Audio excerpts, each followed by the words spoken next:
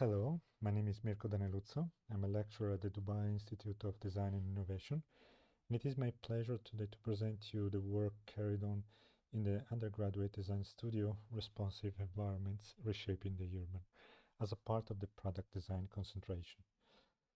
In the next 15 minutes, I'll give you insights on how the course introduces a post-human perspective into the design process, and I'm going to share with you the methodology used in the course as a reflection on what could be the role of product designers in shaping of contemporary urban spaces, from domestic objects, building systems, and urban devices. So the discourse starts with the understanding of the relationship between the human and the environment. And to do so, we tackle the idea of nature. So nature as a concept that is used predominantly to define a romanticized view of our ecology. And we have to go back to the perspective adopted after the human transformation caused by the effects of the Industrial Revolution to understand it. As an opposition to the changing world, the reaction of the intellectual was the idealization of nature. So nature as the salvation from the industrial age. The landscape became so the sublime, and as in Frederick's painting, the human is in contemplation of nature. But in this perspective, the human being is not part of it. The human being is an observer, setting up so the distinction between the subject and the object, culture and nature. It is about the picturesque, where nature is a static and ideal still frame, so looking like a picture. Again, something we look at, but we have to remember that the picture of a thing is not the thing. And so nature is there, not here, not around us. So the change of perspective comes with the Anthropocene. And the Anthropocene is the proposed geological epoch dating from the commencement of significant human impact on the Earth's geology and ecosystems. This term was popularized by atmospheric chemist Paul J. Crutzen to emphasize the impact of human behavior on Earth's atmosphere. Humans can make changes in lifetimes in which Earth would labor for millions of years.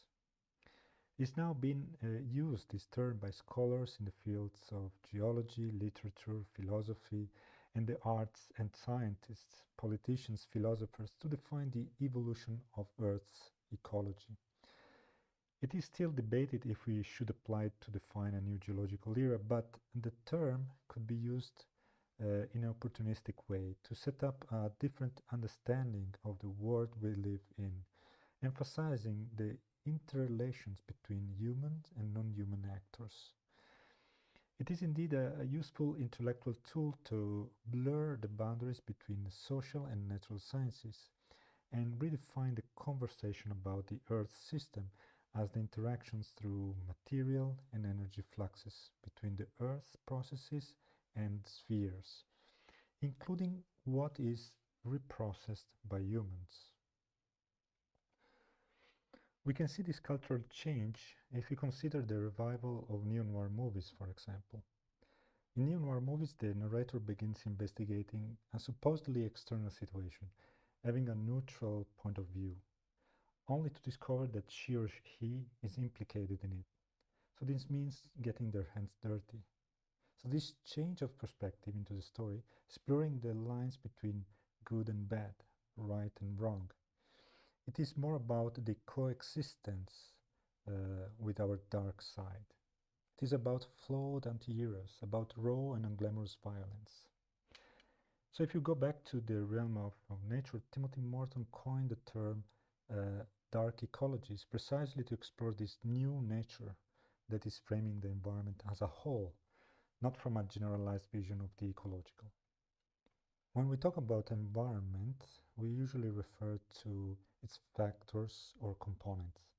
In natural sciences, we can identify abiotic and biotic factors.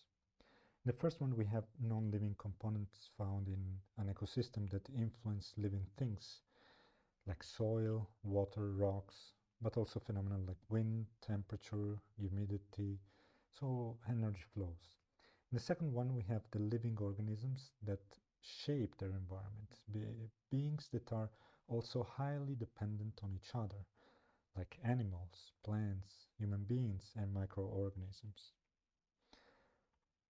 With the biotic and abiotic components, we can include others as the transformation actuated by the biotic factor. If you consider humans, we have, for example, the socio-technical system. And as a byproduct of the socio-technical system, we have also what in some cases we call pollution. And with this term, uh, is defining something that is external, something that ruins a balance. Instead, we have to consider it part of the system. We have to consider pollution as a new raw material. We have to face this incorporation. Plastic glomerate is a clear example of this condition. And as Heather Davis said, plastic is so commonly found in our ecology that one could now call it nature. These plastics are so embedded at so many levels that it doesn't make any sense to consider them other or pollution, as we said before. It is really a new condition. It is a new material we can find in the system. So the plastic in the ocean is part of our nature now. Therefore, we must start seeing it as nature. And this change of perspective could transform them into resources. Nature is that thing containing trees, bushes, birds. It is merely an abstraction. Nothing really is natural anymore. As Timothy Morton says, there are objects, and I quote, cinnamon, microwaves, interstellar particles, and scarecrows.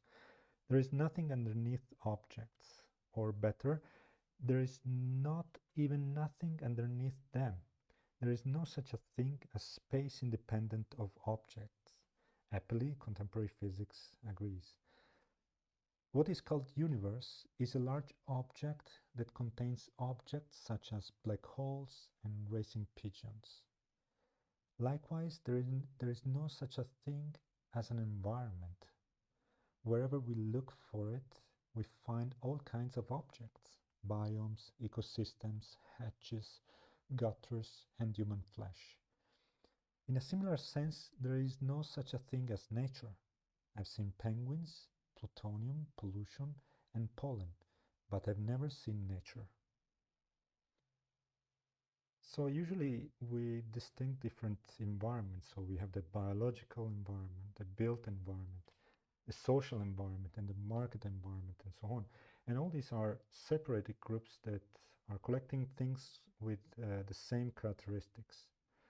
Adopting a flat ontology allows us to have all of them, on the same plane, so that we don't need anymore these distinctions.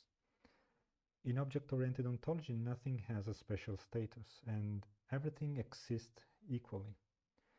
Instead, what we can do, we can use Morton's hyperobject idea as the non-local, distributed, temporally and spatially, and viscous. So we can redefine environment as the assemblage of objects that are in a way or another influencing each other through their body and through their behaviors.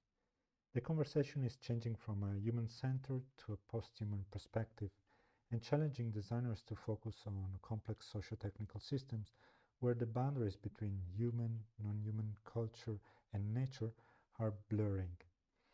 This change is impacting society with political transformation.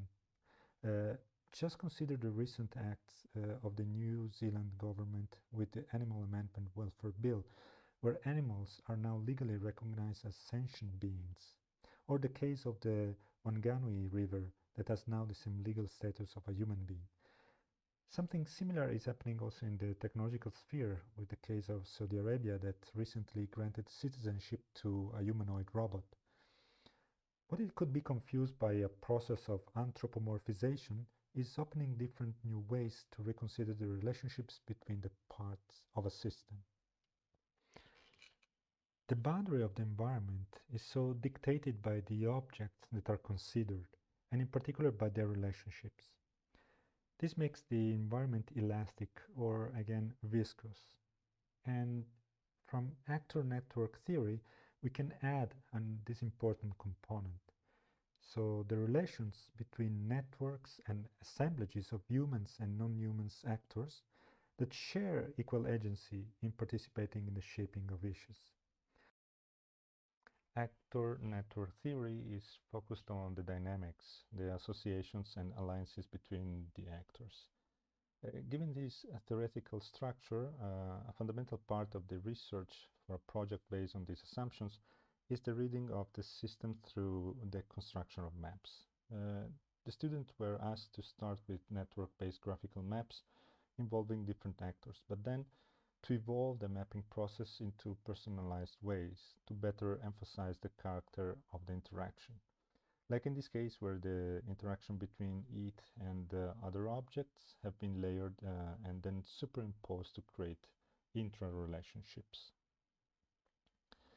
To then other representations, like in this case with an emphasis on the cycles. In this case, the relationship has inputs and outputs. This particular case, the study focused on the artificial cycle of desalinated water, showcasing the change in terms of pH during the different transformations / interactions, and highlighting in the different moments what are the actors interacting, with the identification of the consequences of this interaction. Mapping the interacting actors makes possible the identification of areas of re-articulation. In other words, where potentially we can intervene through a design action to re-articulate the system itself, to reconstruct the cycle. So the map could give you the possible impact in the whole system of this re-articulation. Design, in this way, is promoted not as a solution to a problem, but as an enabler of new cycles, of new transformations, new behaviors as consequence of it. So the question that with actor network theory we can raise is what an object does on one hand, and on the other hand, what an object enables or disables. So precisely in relationship between other objects. Like for this example, the water journey is analyzed in the domestic environment, and then the introduction of a device able to filter the gray water in buildings not equipped with gray water recycling systems become an enabler of different habits and also consciousness of the multiple relationship between domestic objects. The same device, but in network with other devices, can expand the environment of interaction from a single apartment to the entire building. The water collected on a local level could have an impact in the system of the building for the cleaning of the floors of common areas, to the use for car washing or watering common green areas. So this reconfiguration has the opportunity to create a different dynamic in the water usage on a community level, establishing a new microeconomy that has advantages for different parties, from the building management to the single family. Another component to expand the mapping process is to compile autoethnographical investigations. As for example, here the students map their daily water consumption to identify according to their different interaction where the resources could be easily recycled, so put again in cycle. On the other hand, the diffusion and low cost of sensing devices can help the designer in transforming the actors into probes, so to unlock behavioral informations that otherwise would be difficult to track or reconstruct into patterns. So inspired by the work of Jennifer Gabris, in here the adoption of these techniques is about expanding the sense abilities of the environment, allowing the reading of the actions that unfolds between actors. In this case, for example, the students hacked the sink pipeline with a pH sensor to track with more accuracy the conditions of the water after their use. Uh, this exploration raises a few questions. For instance, one could be, what more can this device be? Or again, tracking our habits can help us in being more conscious about our actions. So beyond the simple data collection, this open doors transforming the device into the sensing apparatus of the sink to set up its point of view and a morality in a way regarding how humans are using it. Imagining, for example, the sink refusing to provide water if utilizing too aggressive detergents. Another example took the monitorization on a urban and public scale. Having a series of amorphous things capturing and visualizing through color the micro temperature variations that usually not perceivable with our senses. And this according to the position and influence of the surrounding objects like cars, trees, buildings, etc. We've seen example of a private, intimate use of sensing, then on the opposite side with something that operates in the public domain. And an additional example is about a collaborative sensing where a multitude of actors contributes to a common understanding and real-time updating. In this case, the quality of air is detected by a sensorial apparatus distributed in a multitude of actors. What is measured is the single experience. What is processed is the collective one, in a micro-level sensing of the urban space. We said in different ways that this approach is about decentering the human. So an interesting contribution to the reconfiguration of the system happens with the other than human actors. For sure, an increasing contribution is coming from the technosphere and its algorithmic creatures using Choi-Furlan and Kira definition. Uh, with this, we are indicating a series of autonomous agents, not necessarily body provided, so able to move or interact physically, but also AIs. For us as designer, it is an opportunity to design the tools for the interactions and discover the unknown emerging patterns. There is more than the utilitarian reason they are designed for, and this should be part of the investigation of the designer. So it's a multi-species behavior interlacement. In this case, for example, the students developed the idea of a transformable urban playground, able to interact with kids through sounds and its motion. The behavior of this actor is a negotiation between the climatic condition, heat in particular, and the willingness to play of the kids that could become very insisting. This implies to design the object not only from the perspective of a user, the kids in this case, but also from the perspective of the thing. So these actors have the potential to rewire the use of public spaces and the new dynamics that the presence of these actors enables. In addition, they have the potential to become co-ethnographers. So to conclude, I want to suggest, or I want to share some of the questions that we use to guide the design process, like how influence could be distributed across humans, machines, and biological systems, and also what is design for these new actors? Is it a choice, negotiation, or imposition? Or what is the economy of post-human design? What partnerships are needed to it? And to end how ethics and values are incorporated in such a framework.